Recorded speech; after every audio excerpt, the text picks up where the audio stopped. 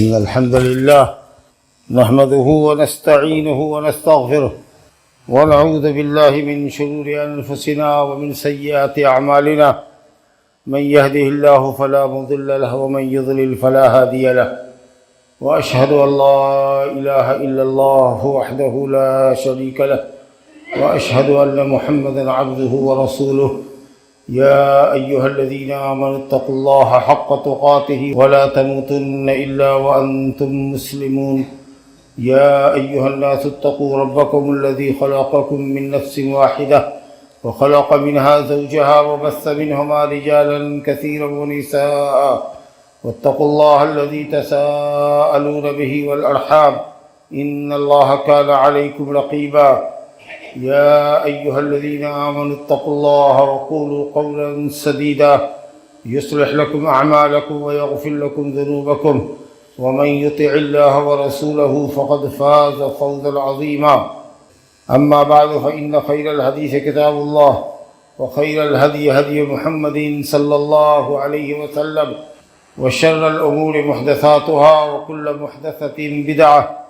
وكل بدعة ضلالة وكل ضلالة في النار أعوذ بالله من الشيطان الرجيم واتقوا يوما ترجعون فيه إلى الله ثم توفى كل نفس ما كسبت وهم لا يظلمون وقال المولى جل وعلا ولا تكونوا كالذين نسوا الله فأنساهم أنفسهم أولئك هم الفاسقون۔ بزرگوں اور دوستو، تقوی اور اللہ سبحانہ و تعالیٰ کی اطاعت و بندگی جو اس کے اوامر کی بجا آوری اور اس کی منع کردہ چیزوں سے باز رہنے کا نام ہے، دنیا اور آخرت میں امن کا اور آخرت میں جنت کی دائمی نعمت کے حصول کا ذریعہ ہے۔ اللہ تعالیٰ فرماتا ہے للذین اتقوا عند ربهم جنات تجری من تحتها الانہار خالدین فیہا وازواج مطہرۃ ورضوان من اللہ واللہ بصیر بالعباد۔ جو لوگ اللہ کے احکام پر عمل کرتے ہیں، حکموں کو بجا لاتے ہیں، منع کردہ چیزوں سے باز رہتے ہیں، ان کے لیے ان کے رب کے پاس جنات ہے، جنات تجری من تحتها الانہار، ان کے لیے جنات ہیں جن کے نیچے نہریں بہہ رہی ہوں گی۔ وہ لوگ جو اللہ سبحانہ و تعالیٰ کا تقوی اختیار کرتے ہیں، ان کے لیے ان کے رب کے پاس جنات ہیں جن کے نیچے نہریں جاری ہوں گی۔ محل کے نیچے جنت میں آپ کی نہریں جاری ہوں گی، اور یہ آپ کو بتایا جا چکا ہے اور آپ کو معلوم ہوگا کہ جنت میں 4 طرح کی نہریں ہوں گی۔ صاف شفاف پانی کی نہر جس کو کسی نے چھوا بھی نہ ہو، شہد کی نہر، شراب کی نہر اور دودھ کی نہر، اور یہ سب نہر اللہ تعالیٰ پیدا کرے گا، کبھی خراب ہونے کا سوال ہی نہیں۔ یہ شہد کی مکھی کے پیٹ سے نکلا ہوا شہد نہیں ہوگا جو خراب ہو جائے کچھ دنوں کے بعد۔ یہ بھینس، گائے اور بکری کے تھن سے نکلا ہوا، اونٹنی کے تھن سے نکلا ہوا دودھ نہ ہو جو کچھ گھنٹوں کے بعد کھٹا ہو جائے یا پھٹ جائے۔ یہ اللہ پیدا کرے گا، ایک دم سدا نیٹ کلین رہے گی اور بغیر آڑ کے تیرتی ہوگی، اپنی ایک دائرے پر چلتی ہوگی، ذرا بھی دائیں بائیں نہیں ہوگی۔ وہ حدود نہیں ہوگا، خندق کے طریقہ سے نہیں ہوگا کہ ندی جیسے گہری ہوتی ہے، اس کی پاٹ اور اس کے کنارے کھڑے کر دیے جاتے ہیں جس کے پیٹ میں وہ ندی بہتی ہے، ویسا بھی نہیں ہوگا۔ ایک دم سطح زمین پر وہ بہے گی، جنت کی زمین پر، اور سب پیرلل بہے گی ایک دوسرے کے بالمقابل۔ اللہ ہو کر کتنا حسین منظر ہوگا جنت کے اندر۔ تجری من تحت الانہار وازواج مطہرہ، یہ متقیوں کے لیے انتہائی پاکیزہ بیویاں ہوں گی جو تھوک، کھکھاڑا، ناک سے نکلنے والا نٹا اور اسی طریقے سے حیض، نفاس جیسی گندگیوں سے اور پلیدیوں سے بالکل پاک، صاف، شفاف ہوگی۔ ورضوان من اللہ، اور اللہ سبحانہ تعالیٰ کی سب سے بڑی نعمت جو اہل جنت کو حاصل ہوگی کہ اے جنتیو، میں ہمیشہ کے لیے تم سے راضی ہوں، کبھی تم پر ناراض نہیں ہوں گا، کبھی میں تم پر غضبناک نہیں ہوں گا۔ یہ نعمت آپ کو حاصل ہوگی۔ واللہ بصیر بالعباد، اور اللہ تعالیٰ اپنے بندوں کو دیکھ رہا ہے کہ کون اللہ تعالیٰ کے حکموں پر عمل کرتا ہے اور اس کی منع کردہ چیزوں سے باز رہتا ہے، اور کون ہے جو اللہ تعالیٰ کے حکموں سے سرتابی کرتا ہے، غفلت برتتا ہے، اللہ کے حدود کو رونقتا ہے، اللہ کی شریعت کو پائمال کرتا ہے، اللہ تعالیٰ بندوں کو خوب دیکھ رہا ہے۔ بزرگوں اور دوستوں، دنیا میں مخلوق انسان اپنے سے بڑے انسان کے، جو اس سے بڑا ہے قوت میں، مال میں، اور اس کی پہنچ اوپر تک ہے، اس کا غضب مول لینا نہیں چاہتا، اس کے غصے سے، اس کے عتاب سے، اس کی گالی سے بچتا ہے، اس سے پنگا لینا نہیں چاہتا ہے کہ آدمی بہت بدماش ہے، پیسے والا ہے، طاقت والا ہے، اوپر تک اس کی پہنچ ہے، اگر ہم نے اس کو غصہ دلا دیا تو یہ ہم سے انتقام لے گا، ہمارے پیچھے پڑ جائے گا، تو اس سے بچتا ہے۔ جب آدمی اپنے سے زیادہ طاقتور آدمی کے غصے سے اور عتاب سے اور اس کی گالی سے بچتا ہے، اس کے منہ نہیں لگتا، تو وہ اللہ جو قادر مطلق ہے، جس کی قدرت کو دنیا کے سارے سلاطین اور بادشاہ مل کر کے بھی دفع نہیں کر سکتے، جو انسان کے راز سے واقف ہے، جو بھیدوں سے واقف ہے، جو اس کی پوشیدہ اور ظاہری تمام چیزوں کو جانتا ہے، اس اللہ رب العالمین کو غضبناک کرنے کی ہم کیسے جسارت کرتے ہیں؟ ہم کیسے ایسا عمل کرتے ہیں جس سے ہمارا رب ہم پر غصہ ہو اور ہمیں فکر نہیں ہوتی اور ہم اپنے گناہوں سے توبہ نہیں کرتے؟ اس لیے ضروری ہے کہ ہم اللہ رب العالمین کے غضب سے بچیں اور اس کی رحمت کے مستحق بننے کی کوشش کریں۔ آپ سب جانتے ہیں کہ اللہ رب العالمین کی رحمت اس کے غضب پر مقدم ہے۔ لوح محفوظ میں اللہ نے یہ بات لکھی ہوئی ہے، صحیحین کی روایت ہے، ان رحمتی سبقت غضبی، میری رحمت میرے غضب پر مقدم ہے۔ اللہ نے رحمت کے 100 اجزاء پیدا کیے، 100 حصے پیدا کیے ہیں،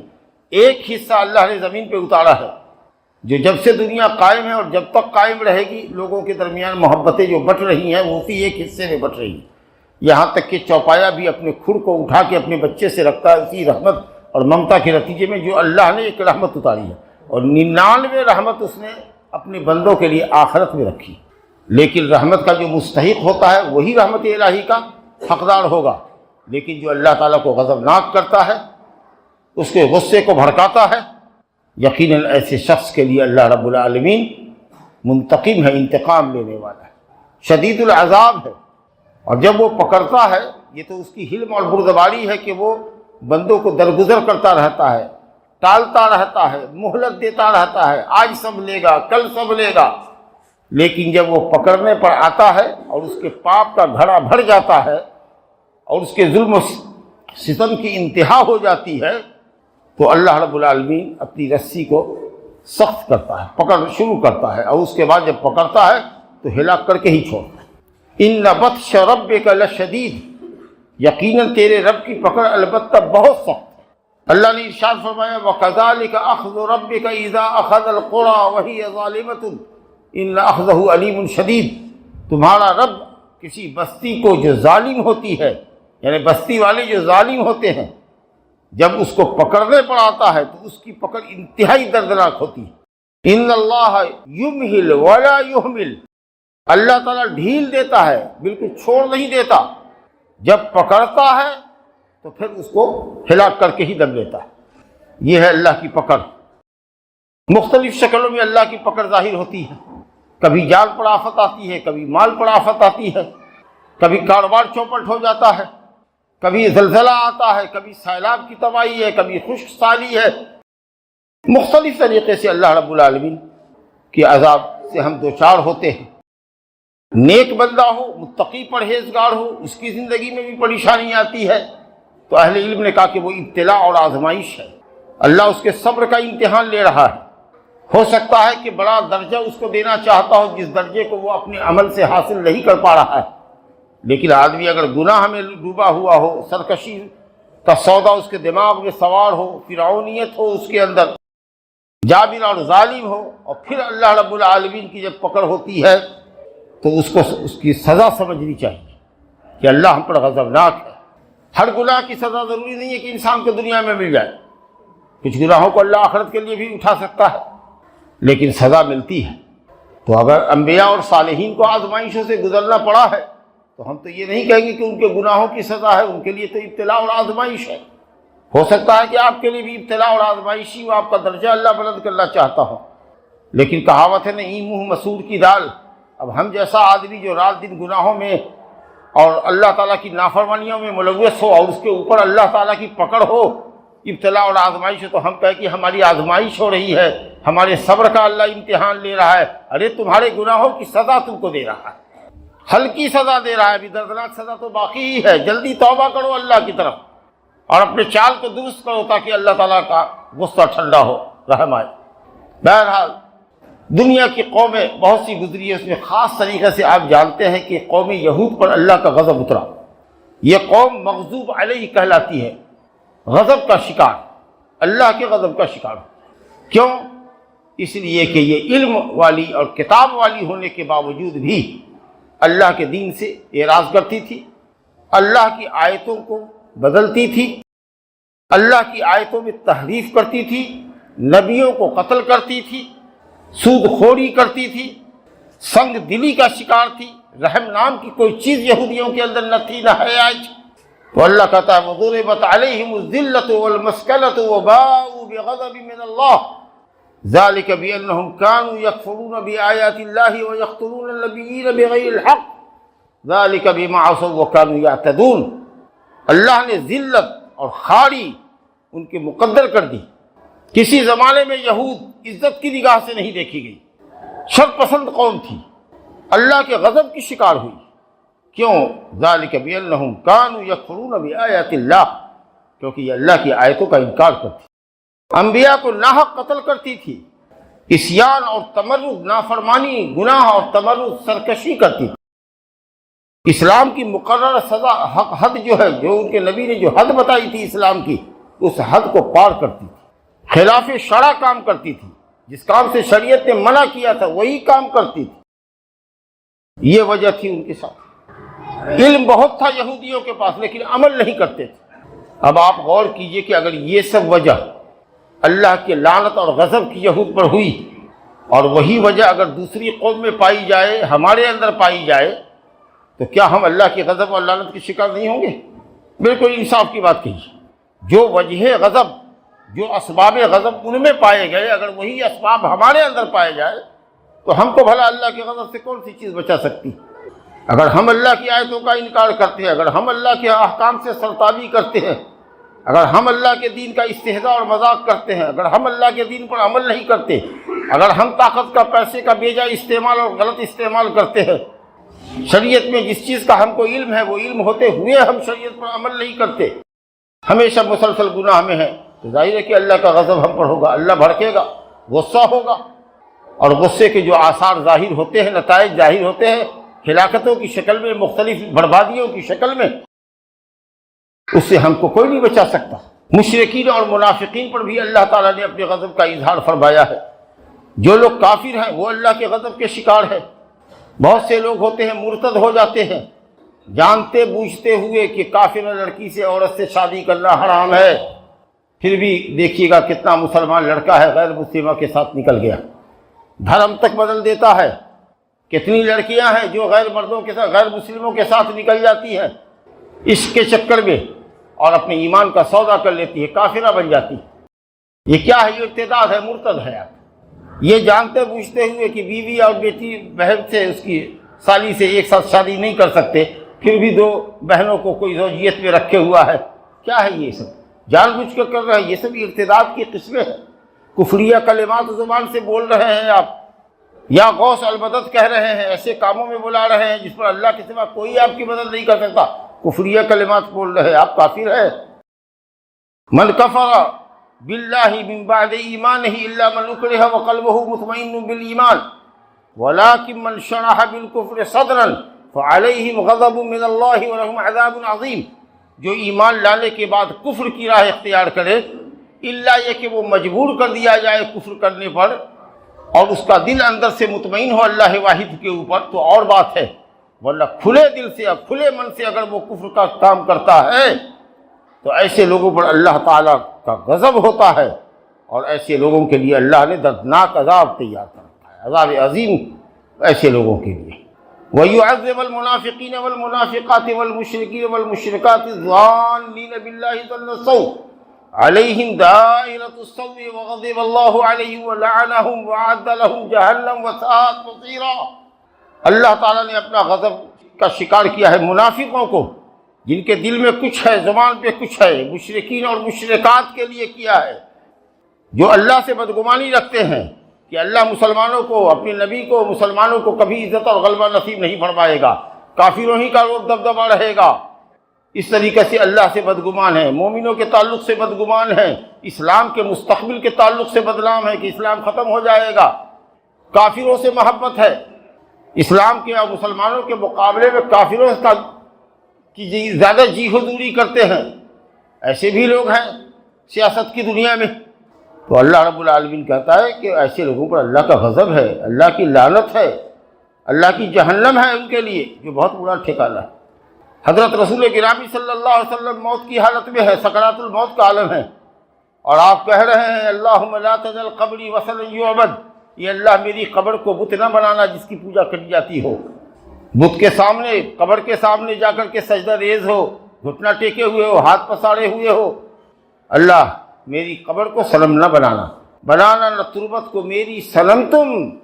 نہ کرنا میری قبر پر سر کو خم تم، اللہم لا تجعل قبری وثنا، اللہ میری قبر کو بت نہ بنا۔ اللہ نے دعا قبول کی، کسی زمانے میں محمد صلی اللہ علیہ وسلم کی قبر پر کسی نے سجدہ نہیں کیا، اور فرما رہے ہیں اشتد غضب اللہ علی قوم اتخذوا قبور انبیائہم مساجد، اللہ کا غصہ اس قوم پر سخت ہو یا سخت ہوا، یعنی یہود و نصارہ، یا سخت ہو، ایسے لوگ اللہ کے غضب کے شکار ہوں، شدید غضب کے شکار ہو، جو انبیاء اور اسی طرح سے صالحین کی قبروں کو سجدہ گاہ بناتے ہیں۔ جائے نماز پڑھنے کے لیے کہ بزرگ کی قبر کے سامنے اگر نماز پڑھیں گے تو نماز زیادہ قبول ہوگی، پڑھ رہا ہے اللہ کے لیے لیکن سامنے قبلے میں قبر رکھے ہوا ہے بزرگ کی، اللہ سے دعا کر رہا ہے قبر کی طرف مڑ کر کے، تاکہ قبر والے کی برکت سے یہ جگہ بڑی مبارک ہے، چونکہ فلاں بزرگ دفن ہے یہاں پر، اس کی وجہ سے یہ متبرک مقام ہے، یہاں دعا کریں گے تو اللہ قبول کرے گا۔ لگتا ہے جیسے کعبۃ اللہ ہو، کعبہ سمجھے ہو تم اس کو، اور اگر اسی سے مانگ دیا تم نے کہ ہماری جھولی بھر دو، ہم کو اولاد دے دو، ہماری بگڑی بنا دو، تب تو تم بڑے کافر ہو گئے، مشرک ہو گئے۔ لیکن وہاں جا کر اگر اللہ کے لیے سجدہ کرتے ہو، وہاں جا کر کے اس قبر پر اللہ کو پکارتے ہو، لیکن یہ تصور ہے کہ یہ جگہ بڑی متبرک ہے، تو یہ شرک تک لے جانے کا ذریعہ، کل شیطان کہے گا انہی سے مانگو۔ ایسے لوگ جو شرک کے ذرائع تلاشتے ہیں اور شرک کو بڑھاوا دینا چاہتے ہیں، نبی کریم صلی اللہ علیہ وسلم دنیا سے رخصت ہوتے ہوئے فرما رہے ہیں کہ یہ یہود و نصارہ نے کیا، اور جو اس طریقے پر کرے گا، اور آج دیکھ لیجیے امت مسلمہ کا ایک بڑا طبقہ قبروں کا پجاری کیسے بنا ہوا ہے، یہ اللہ کے غضب کے شکار ہے۔ اشتد غضب اللہ علی قوم اتخذوا قبور انبیائہم مساجد، جو نبیوں کی قبروں کو، صالحین کی قبروں کو سجدہ گاہ بناتے ہیں، بھلے ہی اللہ کے لیے سجدہ کرے لیکن اس جگہ پہ کر رہے ہیں یہ سمجھ کے کہ متبرک ہے، اور اگر اس کے لیے رکوع سجدہ کریں تو اسلامی سے خارج ہو جائے گی۔ اس لیے علماء نے کہا کہ مسجد کے کسی بھی کونے میں قبر نہیں ہونی چاہیے، قبر اور مسجد آگ پانی کا بیڑ ہے۔ الحمدللہ بہت سے علاقے میں مسجدیں تھیں جہاں قبریں پائی جاتی تھی، اس کی باؤنڈری کے اندر، مسجد کے احاطے کے اندر اب الحمدللہ نکل گئی ہیں، پاک ہو گئی مسجدیں۔ اگر پہلے سے قبر ہے تو وہاں مسجد بنا دینا حرام، مسجد ڈھا دی جائے گی، اور اگر پہلے سے مسجد بنی ہوئی ہے اور کسی بزرگ کو بزرگ سمجھ کر کے جہاں پر جوتا چپل آپ اتارتے ہیں مسجد کے گیٹ کے اندر میں دفن کر دیا، تو اس قبر کو اٹھانا اور عامۃ المسلمین کی قبرستان میں لے جا کر دفن کرنا واجب ہوگا، قبر کو مسجد سے خالی رکھنا ہے۔ بہرحال تو کچھ گناہ ایسے ہوتے ہیں میرے بھائی، عام طریقے سے جتنے گناہ ہیں وہ سب کے سب اللہ کے غضب کو دعوت دیتے ہیں، لیکن کچھ گناہ جن میں سر فہرست یہ شرک ہے، نفاق ہے، یہ اللہ رب العالمین کے غضب کو بھڑکاتے ہیں، اللہ کا غصہ بھڑکتا ہے۔ اور اسی طریقے سے اگر کوئی مسلمان کسی مسلمان کا ناحق قتل کر دے، بات بات میں جھگڑا ہوا، تو میں ہوئی، تکرار ہوئی، دیکھ لیں گے تو دیکھ لیں گے، اور دیکھ لیا ایسا کہ صاحب گئے اور لے آئے ہتھیار اور اس کو دھاردار ہتھیار سے یا ریوالور سے شوٹ کر دیا۔ پیسے والے ہیں، طاقت والے، کیا لگے گا، تھانہ کو خرید لیں گے، 2-4-5 لاکھ دے دیں۔ ارے یہاں نہ دے دو گے، اللہ کے یہاں کو اس کو کون سی رشوت چلے گی؟ اللہ وہاں رشوت قبول نہیں کرتا، اس کے فرشتے رشوت نہیں قبول کرتے ہیں، وہاں کا جج وہی ہے، وکیل بھی وہی ہے، گواہ منصف بھی وہی ہے، وہ نہیں قبول کرے گا۔ وَمَن يَقْتُلْ مُؤْمِنًا مُتَعَمِّدًا فَجَزَاؤُهُ جَهَنَّمُ خَالِدًا فِيهَا وَغَضِبَ اللَّهُ عَلَيْهِ وَلَعَنَهُ وَأَعَدَّ لَهُ عَذَابًا عَظِيمًا۔ یہ لفظ غضب پر غور کیجیے گا، ہم ایسے ایسے کچھ گناہوں کا ذکر کریں جس میں صرف لفظ غضب آیا ہے، اللہ کا غضب، وَمَن يَقْتُلْ مُؤْمِنًا مُتَعَمِّدًا، جو کوئی کسی مسلمان کو جان بوجھ کر قتل کرتا ہے، اگر تمہارے آدمی کو اس نے قتل کیا ہے تو خون کے بدلے میں خون، اسلامی عدالت فیصلہ کرے گی۔ اگر تم کہو گے ہم کو خون ہی چاہیے تو چاہے مارنے والا حاکم وقت کا بیٹا کیوں نہ ہو، اسلامی عدالت اس کو بھی قتل کرنے کا حکم صادر کرے گی۔ یا چاہو تو خون کی قیمت لے لو، یا چاہو تو معاف کر دو، لیکن اگر اصرار ہے کہ خون کا بدلہ خون تو ملے گا خون۔ لیکن صرف دشمنی میں، عداوت میں، تو میں آپ نے کسی مسلمان کی جان لے لی، یا کسی نے کسی مسلمان کی جان لے لی متعمدن، جان بوجھ کر کے قتل کرنے کے ارادے سے، تیز دھار ہتھیار سے اس پر حملہ کیا کہ وہ مر جائے، تو اللہ تعالیٰ کہتا ہے فَجَزَاؤُهُ جہنم، اس قاتل کی سزا جہنم ہے، خالداً فیہا، جہاں وہ رہے گا، ہمیشہ رہے گا۔ بہت وعید کے لیے یہ بات کہی گئی ہے۔ اگر مسلمان نے قتل کیا ہے تو دائمی جہنمی تو نہیں ہوگا، لیکن بہت مدت تک ٹھہرے گا وہ، وعید کے لیے ہے، تاکہ آدمی کسی مسلمان کو قتل کرنے کی ہرگز ہمت نہ کرے، اور خاص کر مسلمان کو قتل کرے گا، اللہ کا غضب اس پر ہوگا۔ یہ دوسری سزا ہوئی، اللہ کی پھٹکار اس پر ہوگی، دنیا سے لے کر آخرت تک اللہ کی رحمت سے دور ہوگا، اور اللہ نے اس کے لیے عذاب عظیم تیار کرا۔ اسی طریقے سے میدان قتال میں، میدان جہاد میں، جب اسلامی جہاد ہو، اسلامی حکمراں کے جھنڈے کے نیچے مسلم فوج جنگ کر رہی ہو، اور وہاں سے کوئی پیٹھ دکھا کر کے بھاگے، جان بچا کے بھاگے، تو ایسا آدمی بھی اتنا بڑا مجرم ہے کہ اللہ کے غضب کا شکار ہے۔ وَمَن يُوَلِّهِمْ يَوْمَئِذٍ دُبُرَهُ إِلَّا مُتَحَرِّفًا لِقِتَالٍ أَوْ مُتَحَيِّزًا إِلَىٰ فِئَةٍ فَقَدْ بَاءَ بِغَضَبٍ مِّنَ اللَّهِ وَمَأْوَاهُ جَهَنَّمُ وَبِئْسَ الْمَصِيرُ، جو میدان قتال سے پیٹھ دکھا کر کے بھاگے گا، ہاں مگر پیترا بازی کے لیے اگر پیٹھ دکھایا، گیا پیچھے گیا، آ گیا، پھر پلٹ کے وار کیا تاکہ دشمن سمجھے کہ بھاگ رہا ہے، پیچھا کر رہا ہے، پلٹ کر کے وار کیا، جس کو کہتے ہیں جنگی داؤ۔ اگر داؤ پیش ہے، یا مان لیجئے کہ کسی محاذ پر جنگ کر رہا تھا مسلمان کافر سے، اور یہاں پر اکثر مسلمان شہید ہو گئے ہیں، تھوڑی سی ٹکڑی بچی ہے، کسی وقت بھی کفار لقمہ بنا لیں گے، تو وہاں سے بھاگتے ہوئے دوسرا محاذ جو مسلمانوں کا ہے، جہاں پر تعداد زیادہ ہے، وہاں جا کر کے ملے تاکہ قوت یکجا ہو جائے، پھر وہاں لڑیں گے، تب تو ٹھیک ہے۔ لیکن جان بچا کر کے اگر میدان قتال سے بھاگ آئے تو اللہ کا غضب لے کر لوٹے، اور اس کا ٹھکانہ جہنم ہے، اور جہنم بہت برا ٹھکانہ ہے۔ اسی طریقے سے جو لوگ جن کے ہاتھ میں لاٹھی ڈنڈا ہے، طاقت ہے، اقتدار ہے، اختیار ہے، پیسہ والے ہیں، کسی بھی بے قصور کو چاہا گالی دے دیا، ارے فلنا ہے ایسا کر، اس نے کچھ جواب سا دے دیا ایسا الٹ کر کے، بلا پکڑو، اس کو پکڑ کے لگایا دو چار تھپڑ۔ اگر اور غلطی کرنے لگا کہ کہے مرتے ہیں ہم کو، کیوں طاقت کا استعمال کرتے ہیں، اب جوتا نکال کر کے لگے مارنے کے لیے، لاٹھی ڈنڈا ہے تو لگے مارنے کے لیے۔ اللہ کہا تھا نبی صلی اللہ علیہ وسلم نے، مسلم شریف کی روایت ہے، ابو ہریرہ سے روایت ہے کہ ابو ہریرہ، اگر زندگی باقی رہی تمہاری تو تم دیکھو گے ایسے لوگوں کو جن کے ہاتھ میں لچیلے کوڑے ہوں گے، فی ایدیہم مثل اذناب البقر، جیسے گائے کی دم لمبی اور لچیلی ہوتی ہے ویسے لچیلے کوڑے ہوں گے، جو لوگوں پر صبح شام ظلم کریں گے، اللہ کے غضب اور اس کی ناراضگی کے شکار ہوں گے۔ اللہ ایسے لوگوں پر بہت ناراض ہوگا، چاہے وہ اقتدار والے ہوں، اختیار والے ہوں، یا یہ پولیسیا بربرتا ہو کہ اگر کوئی مسلمان اس کے ہتھے لگ جاتا ہے آج،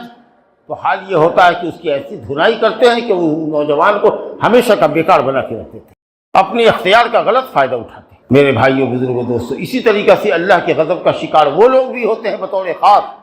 جھوٹی قسمیں کھا کر کے کسی مسلمان کا مال ہڑپ لیتے ہیں، قسم اللہ کی میرا یہاں سے، جھوٹی قسمیں کھاتے ہیں۔ من حلف على يمين وهو فيها فاجر ليقتطع بها مال امرئ مسلم الا لقي الله وهو غضبان، مسلم شریف کی روایت ہے کہ اگر کوئی شخص کسی معاملے میں جھوٹی قسم کھاتا ہے، وہ فاجر ہے، جھوٹا ہے، لیکن قسم کے ذریعے کسی مسلمان کا مال ہڑپ لینا چاہتا ہے، اپنے حصے میں ملا لینا چاہتا ہے، تو وہ سن لے کہ لقی اللہ وهو غضبان، جس دن وہ اللہ سے ملاقات کرے گا اس دن وہ بہت بھڑکا ہوا ہوگا اس کا، اور صرف بھڑکا ہی نہ ہوگا بلکہ وہ 7 طبق زمین جتنا قبضہ کیے ہو اتنی زمین کا 7 تہ زمین نیچے تک تمہارے گلے کا توق بنا دیا جائے گا، اور کہا جائے گا اٹھاؤ، من اقتطع من الارض شبرا او قدر شبر من الارض، جس نے کسی مسلمان کی ایک بالش زمین ناجائز قبضہ کر لیا، طوقہ اللہ یوم القیامت ایاہ من ایاہ 70 اردین، طوقہ اللہ ایاہ یوم القیامت من 70 اردین، وہ زمین کا اتنی زمین کا 7 طبق اللہ اس کے گلے میں لٹکائے گا۔ اسی طریقے سے وہ عورت جس کو اس کا شوہر بستر پر بلائے اپنی مخصوص ضرورت کے لیے، بستر کی ضرورت کے لیے، اور عورت کے پاس کوئی شرعی عذر نہ ہو، حیض و نفاس نہ ہو، اور پھر وہ انکار کرے، شوہر کی طلب پر نہ آئے، تو حدیث میں ہے نبی صلی اللہ علیہ وسلم نے فرمایا، قسم اس ذات کی جس کے ہاتھ میں میری جان ہے، ما من رجل يدعو امرأته الى فراشها فتاب عليه الا كان الذي في السماء ساخطا عليها حتى يرضى عنها، قسم اللہ کی جس کے ہاتھ میں میری جان ہے، کوئی بھی شخص اپنی بیوی کو بستر پر بلاتا ہے اور وہ انکار کرتی ہے، انڈر بریکٹ کا جملہ ہے کہ اس کے پاس کوئی شرعی عذر نہیں ہوتا، اس کے باوجود بھی وہ نہیں آتی ہے، الا کان الذی فی السماء، تو وہ ہستی جو آسمان میں ہے، یعنی آسمان کے اوپر، عرش کے اوپر ہے، یعنی اللہ سبحانہ و تعالی اس پر غضبناک ہوگا، ناراض ہوگا، حتی یرضی عنہا، یہاں تک کہ شوہر اس سے، بیوی سے راضی ہو جائے، یعنی وہ عورت اپنے شوہر کو راضی کر لے۔ میرے بزرگوں دوستو، اس طرح کے جو گناہ ہوتے ہیں، بڑے بڑے گناہ، چاہے حقوق اللہ سے تعلق رکھتے ہوں کہ حقوق العباد سے تعلق رکھتے ہوں، یہ بطور خاص اللہ کا غضب بھڑکاتے ہیں، اللہ تعالیٰ کو غصہ کرنے والے اعمال ہیں، اور اس کی صورتیں کئی شکلوں میں ظاہر ہوتی ہیں۔ جب اللہ کسی بندے پر غصہ ہوتا ہے نا، تو اس کی کچھ علامت آپ کو بتاتے ہیں، جو علماء نے بتائی ہے کتاب و سنت کی روشنی میں، کہ اس آدمی کو اس آئینے میں اپنا چہرہ دیکھنا چاہیے کہ کہیں ہم اللہ کے غضب کے شکار تو نہیں۔ دیکھیے گا کہ ایسے آدمی کا جس پر اللہ کا غضب ہوتا ہے، اس کا دل پتھر دل ہوتا ہے، قساوت قلبی، دل سخت ہو جاتا ہے۔ کتنے ہی وعدے کی آیت جنت کی سنائیے، اس کے دل میں کوئی حرکت پیدا نہیں ہوتی کہ اللہ ہم کو جنت میں داخل کرے۔ جہنم کا تذکرہ کیجیے، اللہ کے غضب اور عذاب کا تذکرہ کیجیے، لیکن اس کے دل میں کہیں خوف پیدا نہیں ہوتا،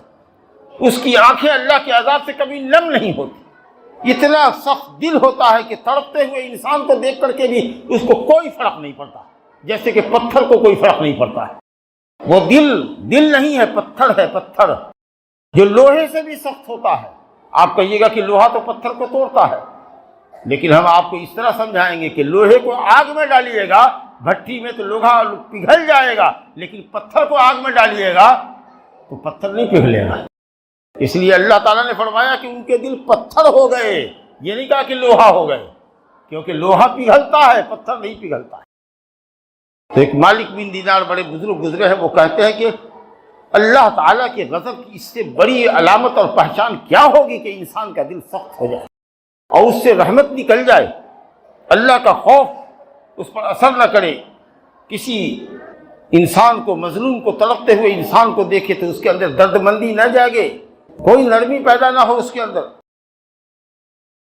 الراحمون یرحمہم الرحمن، جو دوسروں پر رحم کرتا ہے اللہ اس پر رحم کرتا ہے۔ ارحموا من فی الارض یرحمکم من فی السماء، زمین والے پر رحم کرو، اللہ آسمان والا تم پر رحم کرے گا۔ لیکن وہ بڑا سخت دل ہوتا ہے، تو اگر دل میں یہ سختی آپ پاتے ہیں، کوئی نصیحت کارگر نہیں کرتی، کوئی خوف کی آیات آپ کے دل کو جھنجھوڑتی نہیں، تو آپ سمجھ لیجیے کہ آپ اللہ کے غضب کے شکار ہیں، اس نے آپ کے دل کو سخت کر دیا۔ دوسری بات یہ کہ وہ آدمی ہمیشہ جھلاہٹ میں رہے گا،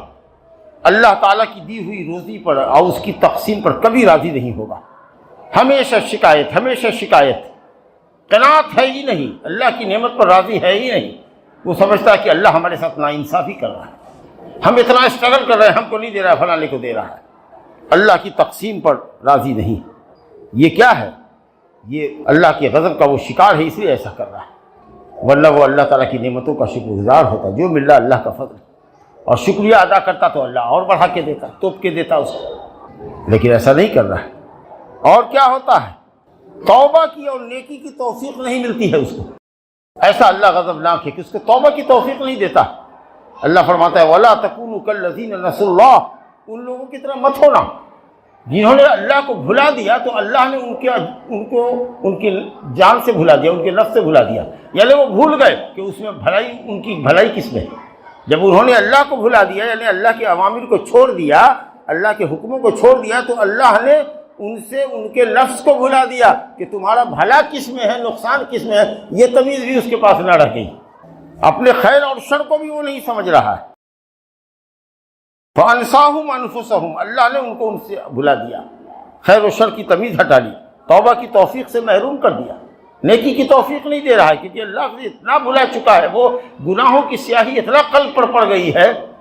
کہ وہ بھول گیا ہے کہ وہ کون ہے، اس کو کیا کرنا چاہیے، نفس پہ حرکت نہیں ہوتی۔ وَلَا تَكُونُوا كَالَّذِينَ نَسُوا اللَّهَ، ان کی طرح مت ہو جانا جنہوں نے اللہ کو بھلا دیا تو اللہ نے ان سے ان کی جانوں کو بھلا دیا۔ اولئک هم الفاسقون۔ بہرحال اب اللہ تعالیٰ کے غصے اور غضب سے بچنے کی شکلیں کیا ہیں؟ بہت سی شکلیں ہیں، اس میں سے سب سے پہلی شکل تو یہ ہے بھائی کہ توبہ استغفار کرو، توبہ استغفار کرو، اپنے گناہوں سے اللہ کے حضور معافی چاہو، اللہ کے حضور معافی چاہو، رونے کی شکل بناؤ، اگر نہیں رو سکتے تو رونے جیسی شکل بنا کر کے اللہ سے مانگو، گراؤ اس کے سامنے، اور اللہ کے بندوں پر رحم کرو، مسکینوں پر رحم کرو، اور اللہ رب العالمین نے جو نعمت دی ہے اس نعمت کی شکر گزاری کرو، ناشکری مت کرو۔ اللہ نے فرمایا ہے وَإِذْ تَأَذَّنَ رَبُّكُمْ لَئِن شَكَرْتُمْ لَأَزِيدَنَّكُمْ وَلَئِن كَفَرْتُمْ إِنَّ عَذَابِي لَشَدِيدٌ، تیرے رب نے کھلم کھلا اعلان کر دیا ہے کہ اگر میری نعمتوں کی شکر گزاری کرو گے تو اللہ ضرور نعمتوں میں اضافہ کرے گا۔ اب شکر گزاری کیا ہے؟ خالی زبان سے الحمدللہ، مکان پر لکھ لیا ھذا من فضل ربی، یہ میرے رب کے فضل سے ہے، ارے دل میں یہ یقین اور احساس ہو قوی، یہ نعمت اللہ نے دی ہے۔ زبان سے بھی کہو الحمدللہ، مکان کو دیکھو، بیوی اچھی ملی ہے، بچے اچھے ملے ہیں، پڑوسی اچھا ملا ہے، دوست احباب اچھے ملے ہیں، الحمدللہ ماشاء اللہ، اللہ کی نعمتوں کی شکر گزاری کرو۔ اور جس کو پاس جیسی نعمت ہے اس کا تقاضا، عملی تقاضا پورا کرو۔ اللہ نے مال دیا ہے تو غریبوں اور مسکینوں پر، بھوکوں پر خرچ کرو۔ اللہ نے علم کی شکل میں نعمت دی ہے تو جو ان پڑھ ہیں ان کو پڑھاؤ، جو فتویٰ لینے کے محتاج ہیں اور تم کو معلوم ہے علم اور مسئلہ، ان کو فتویٰ دو، صحیح مسئلہ سے واقف کراؤ۔ اللہ نے تم کو عزت اور اقتدار دیا ہے، تمہاری کہیں پہنچ ہے، اب وہ بیچارہ محتاج ہے کسی سفارش کا اور حق پر ہے بیچارہ، چلو لے چلتے ہیں، نیتا جی سے کہلواتے ہیں، ایس پی سے کہتے ہیں کہ یہ آدمی بے قصور ہے، اس کو پھنسایا گیا ہے، سفارش کرو، اگر وہ سفارش کا مستحق ہے تب، نہیں تو مجرم ہے، اس کو جانے دو، سزا پائے گا وہ، تب اس کا ہوش ٹھکانے لگے گا۔ لیکن اگر بے قصور انسان ہے جو پھنسا دیا گیا ہے اور آپ کو اللہ نے عزت دی ہے، اپنی عزت اقتدار کا اختیار استعمال کر کے اس کو بچائیے۔ وَأَحْسِن كَمَا أَحْسَنَ اللَّهُ إِلَيْكَ، اللہ نے جس طرح آپ پر احسان کیا ہے آپ دوسروں پر بھی احسان فرمائیے۔ تو اللہ تعالیٰ کی نعمتوں کی شکر گزاری یہ ہے، دل سے، زبان سے اور اعضاء سے۔ اور یہ اللہ تعالیٰ کے غضب کو ٹھنڈا کرنے کی کیا تدبیر ہے؟ صدقہ کیجیے، صدقہ۔ بڑی خوبصورت بات ہوئی، صدقہ کی فضیلتوں میں سے ایک فضیلت یہ ہے کہ الصدقۃ تطفئ غضب الرب وتدفع میتۃ السوء، کہتے ہیں کہ صدقہ اور خیرات کرنا اللہ کے غضب کو ٹھنڈا کرتا ہے۔ شرط مت کرو اللہ سے کہ اللہ اگر ایسا ہو گیا تو ہم ایک جان کا بدلہ جان لیں گے، کوئی باپ بیمار ہے ایسے ہی اس کے نام سے صدقہ کر تو ثواب کے لیے، ایسے ہی نیکی کا کام کرتے رہو، کسی مصیبت میں پڑے ہوئے صدقہ کرتے رہو کہ اگر کہیں اللہ کے غضب کے شکار ہو گئے تو یہ صدقہ تمہارے لیے ڈھال بن جائے گا۔ صدقہ اللہ کے غضب کو ٹھنڈا کرتا ہے اور انسان کو بری موت مرنے سے بچانے کا ذریعہ ہے۔ میں اللہ تعالیٰ سے اپنے لیے آپ سب کے لیے دعا کرتا ہوں کہ اللہ تعالیٰ اسباب غضب اختیار کرنے سے ہمیں اور آپ کو بچائے اور اپنی رحمت کا اللہ تعالیٰ دنیا سے لے کر آخرت تک مستحق بنائے۔ واتقوا یوما ترجعون فیہ الی اللہ، اے لوگو اللہ سے ڈرو، اس دن سے ڈرو، اس دن سے ڈرو جس دن سب کو اللہ کی طرف پلٹنا اور وہاں وہ تمہارے عملوں کا پورا بدلہ دے گا، وہ کسی پر ظلم نہیں فرمائے گا۔ اقول قولی ھذا واستغفر اللہ لی ولکم ولسائر المسلمین من کل ذنب فاستغفروہ انہ هو الغفور الرحیم۔